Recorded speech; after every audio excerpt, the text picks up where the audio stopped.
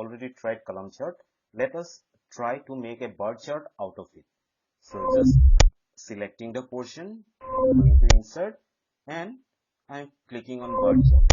So you can see plenty of options are there. You can go for 2D bar, 3D bar, cylinder, cone, then pyramid. Suppose I am using the cylinder type.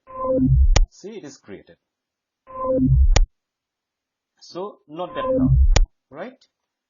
Now similarly, if I want to create the line chart out of it, again I am selecting the data, going to insert and clicking on the line. So different options are there. Suppose I am taking this one or this one, just clicking, so line chart is also created. And for giving the title of x-axis, y-axis and all, you can try out the similar things the similar way by going to the layout and changing these things. Fine.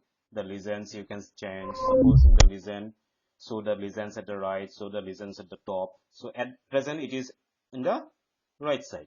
So if I select show legends at top, you see the legends has gone to the top, right? Similarly, if you want to show the data levels, where that means the values whether you want to show. Okay, so suppose I am saying center. So here the values are shown. So you have to decide that whether it will look better or not, it will be understandable or not. Simply if you are going to show the data levels, so it may not serve the actual purpose. So you have to decide whether it is to be shown or not. Otherwise, let it be none. Fine.